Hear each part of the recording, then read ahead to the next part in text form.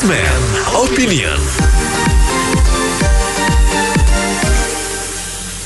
Mitra bisnis, belakangan ini terjadi polemik antara uji coba pencegahan COVID yang dilakukan dengan mantan Menkes Dr. Terawan dengan BPOM. Metode yang dipakai Terawan adalah sel dendritik yang diambil dari sampel darah lalu diberikan antigen dan disuntikan kembali. Metode ini belum pernah ada sebelumnya karena umumnya vaksin dibuat dengan melemahkan virus yang kemudian dimasukkan dalam tubuh. Banyak tokoh nasional bersedia jadi relawan untuk uji coba, tapi tampaknya BPOM keberatan. Kasus ini hampir sama dengan pengobatan COVID melalui metode konvalesen plasma yang pada mulanya diributkan tapi ternyata terbukti bermanfaat. Bagaimana komentar Anda? Silakan di 6339160. 6339160. Kasus ini ramai sekali ya. Kita lihat memang kalau mau jujur ini memang ada arogansinya. Ya, institusi BPOM ini gayanya nggak mau dilewatin gitu ya. Sebenarnya kan kebenaran itu, kebenaran ilmu saintis itu kan bisa macam-macam ya.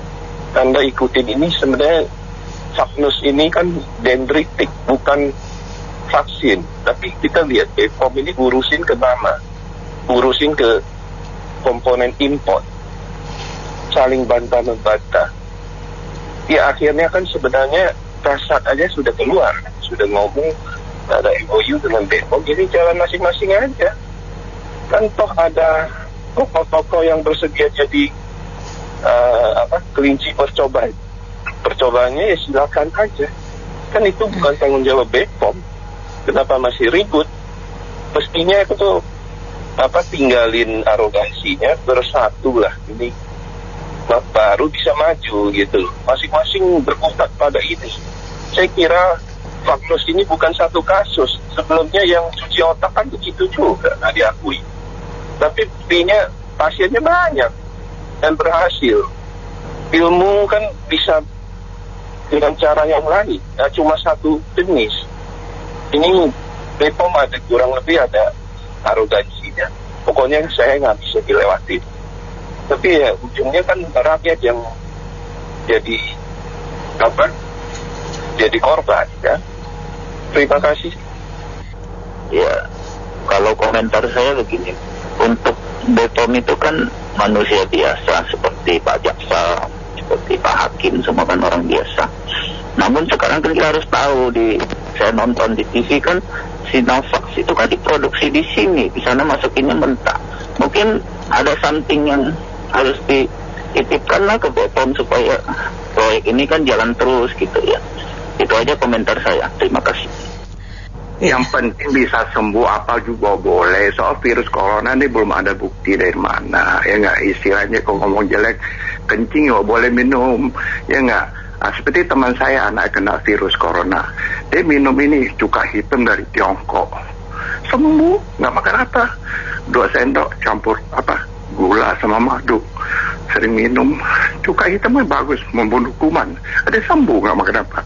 Ya, menurut saya sih itu metode ini luar biasa hebat itu ya. Soalnya itu belum ada sebelumnya dipakai ya untuk anti vaksin itu. Jadi ya apalagi saat ini kan lagi kekurangan vaksin tuh di mana di embargo dan sebagainya. Saya rasa sih harusnya didukung dan biar ya memang BPOM-nya belum lolos gitu. Tapi bukan berarti itu nggak bisa jalan. Harusnya tetap diuji coba, dites gitu, ada relawan disilakan, mesti disupport gitu loh. Itu luar biasa, jangan sampai dipakai orang gitu loh, ya kan. Dan ambil darah orang dikasih antigen, dimasukin lagi dan itu terobosannya baru. Mesti didukung, jangan dihambat-hambat gitu. Saya lihat ada skenario aneh ya, bisnis sama politik gitu. Makasih.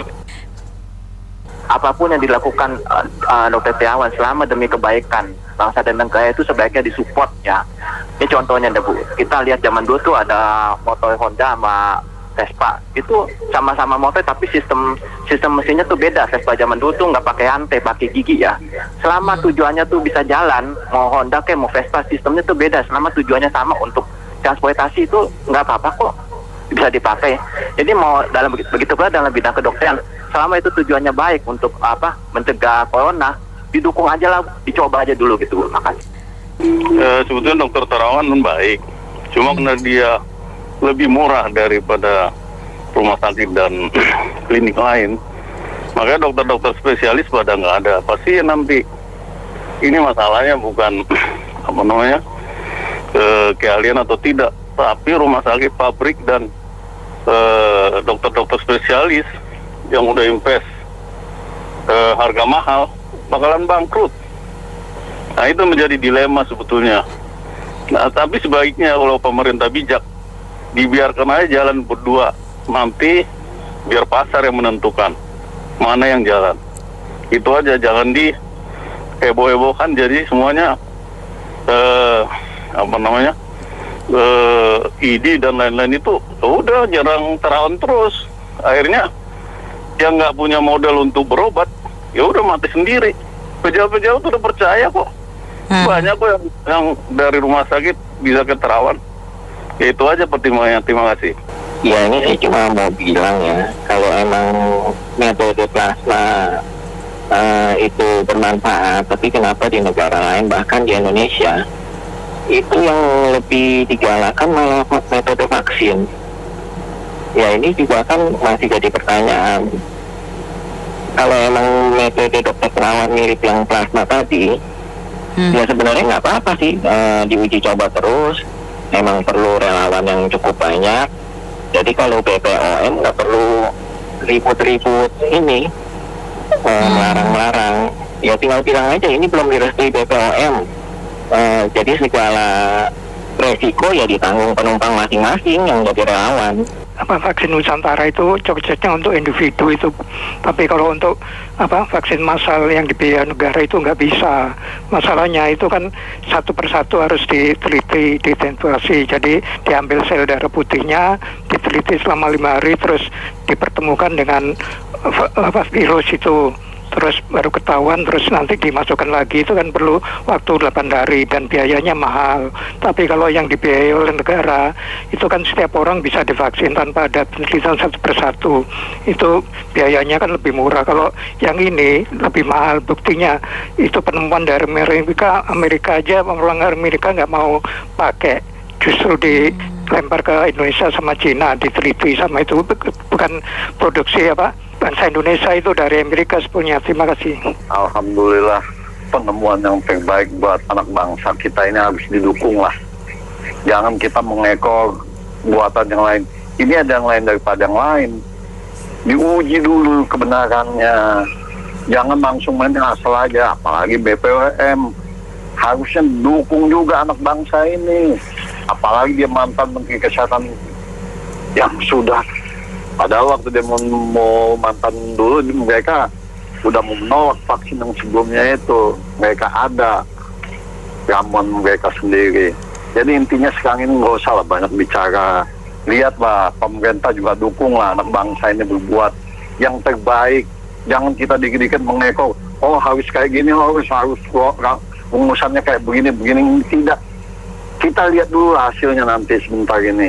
Jangan kita main vonis-vonis. Jangan. Apalagi para politikus, para yang ini kita negara ini udah pada ngikutin mereka untuk jadi relawannya. Jadi coba kita sekali lagi dukung. Jangan main vonis begini BPOM, apalagi yang digaji rakyat. Lihat juga anak bangsa itu yang punya hasil. Gitu saja. Makasih. Assalamualaikum. Ya, sebenarnya yang harus jawab ini adalah orang yang profesi dokter yang tahu persis kondisi daripada plasma yang dilemahkan itu. Jadi kalau pihak businessman opinion ini sulit ya, karena tidak tahu persis kondisi vaksin-vaksin tertentu. Cuma yang jelas kalau memang uji klinis yang dilakukan itu melewati tahap pertama, kedua, ketiga, saya kira BP POM bisa menyetujui apa kemanjuran ataupun kesaktian dari vaksinasi tersebut yang digagas oleh Pak Dr. Terawan, mantan Menkes. Jadi ini harus perlu pengkajian, karena mungkin BP POM menilai lebih jauh lagi transparansi daripada vaksin tersebut. Karena kalau sampai ada kesalahan kan tentunya yang dipersalahkan adalah BP POM sebagai Badan Pemeriksaan Obat dan Makanan. Saya kira demikian. Ya, menurut saya gini, harusnya ada dari anak bangsa yang bisa membuat antivirus seperti itu, harusnya didukung ya. jangan dimusuhin. Kenapa harus dimusuhkan, siapa dimusuhin sehingga akhirnya menghambat? Mungkin juga BPOM tuh lebih suka vaksin dari luar. Jadi ada tanda tanya, ada apanya gitu. Mungkin ada masalah. Ya kita nggak tahu ada fee atau apa ya. Tapi yang pasti harusnya anak bangsa sudah ciptakan teknologi yang canggih di dalam kesehatan. Harusnya itu didukung habis. Apalagi teknologi ini baru pertama kali di dunia. Harusnya Indonesia bisa mengekspor, ya kan, mengekspor vaksin seperti ini ke tempat lain, karena ini ya pasti menguntungkan sekali. Menurut saya sih seperti itu. Terima kasih. Ini BPOM cara pikirnya mestinya kan yang penting hasilnya. Nanti kalau penelitian Pak Terawan hasilnya bagus ya mestinya ya bagus. Walaupun yang model sekarang yang udah ada ini kan ada juga yang habis divaksin sehari itu juga orangnya meninggal, itu ada juga. Namanya ilmiah ya biarin aja, kasih kesempatan kepada dokter perawat. Jangan genit lah BPOM. Makasih ya. Kalau vaksin itu berhasil, dokter Terawan itu kasih penghargaan dari negara. Nanti vaksin itu bisa dijual juga ke luar negeri, mengharumkan negara Indonesia, gitu aja Pak. Ya mestinya kesempatan itu diberikan kepada Pak Terawan, ya kan. Apalagi beliau ini kan juga dokter, bukan sembarangan dokter. Dia juga melakukan riset, nggak main-main. Kalau diuji coba berhasil, apa salahnya BPOM juga ikut mendukung, mentes dan segala macam loh, prosedur diikutin. Kalau memang hasilnya baik ya harus diakui dong. Masa sama-sama anak bangsa seperti kayak polemik lah, ada politisnya. Ya bagaimana bisa maju bangsa ini gitu loh. Kalau produk luar aja yang diakui, kalau produk dalam negeri kalau memang bagus nggak mau diakui, bagaimana ini? Ya saya setuju dengan Bapak yang sebelumnya. Jadi harus dikasih kesempatan dong. Memang kalau memang berhasil kan bangsa kita kan juga jadi baik di mata dunia gitu. Terima kasih. Yang Pak Terawan sudah menemukan, insya Allah lah ya. Harusnya BPOM juga itu mendukung. Apalagi dia digaji rakyat. Jangan dia main ponis dulu. Anak bangsa ini ada yang bisa membuat vaksin juga. Jangan kita mengekor, walaupun itu tujuannya ada standar WHO, memang akan dilengkapi dengan standar WHO ini. Apalagi tokoh nasional sudah menjadi relawan. Mungkin kalau dilepas ke masyarakat, relawannya akan lebih banyak lagi masyarakat. Jadi intinya, coba BPOM ini nggak usah berkomentar lah. Dia itu digaji oleh rakyat, cukup didengar saja, nanti hasilnya bagaimana, lanjutkan. Karena kita ini, jangan kita ini jadi ibaratnya selalu membeli. Bagaimana kita menciptakan antivirus itu, vaksin itu. Kalau yang sekarang ini cuma melemahkan, ya kan? Jadi cobalah, gue sebut komentar lah, BPOM lagi, ikutin saja ujinya itu, ikutin. Mereka akan berjalan dengan sendirinya. Standar-standar pun sudah akan diikuti juga. Jadi intinya produk anak bangsa ini harus didukung dengan baik. Jangan diputuskan di tengah jalan. Dukunglah. Jangan kita sampai mengekor dengan yang lain-lain. Bagaimana kita bisa menciptakan sendiri untuk kemaslahatan rakyat negara bangsa ini. Begitu saja, makasih. Mendukung itu vaksin yang diciptakan Pak Terawan tuh Bu, supaya kita punya kemandirian gitu. Jangan apa-apa kita mesti beli. Itu Pak Terawan kan orang pintar. Kita banyak sekali dokter-dokter ahli. Teliti dong, bantu. Jadi kalau BPOM itu harusnya kalau ada kekurangan bagaimana membantu supaya sesuai dengan standar WHO. Begitu. Jangan berpikir ini udah nggak bisa. Kecuali misalnya disuntik langsung mati itu orang. Nah itu boleh ditolak. Ini kan bisa dilihat pada hasilnya. Nah, tinggal masalah standarisasi itu, dia bantu. BPOM tuh gunanya juga membantu. Ini standarnya begini, kasih tahu harus begitu. Nah, supaya standar WHO-nya dilengkapi, kita bisa pakai secara nasional. Gitu. Pokoknya saya dukung semua produk kita nasionalisme Bu. Ini Bukan masalah saya anti luar negeri, enggak. Tapi jangan kalau ada karya anak bangsa terus nggak didukung, mentang-mentang di sana udah ada, kita bikin aja sendiri. Yang bisa disuplai oleh si Sinovac dan itu kan baru berapa juta. Kebutuhan kita itu kan ratusan juta. Kalau itu bisa difasilitasi, bisa disesuaikan sama standar WHO dengan bantuan BPOM, dengan bantuan pemerintah, ya harusnya didukung. Begitu supaya kita gak tergantung dengan obat luar negeri, dan itu menimbulkan rasa kepercayaan diri kepada bangsa kita sendiri untuk menciptakan obat gitu, menciptakan vaksin gitu. Dokter Terawan ini memang orangnya tuh inovatif ya gitu. Dulu waktu metode cuci otaknya dia juga banyak yang katanya bertentangan dengan kaidah ilmiah yang ada gitu kan.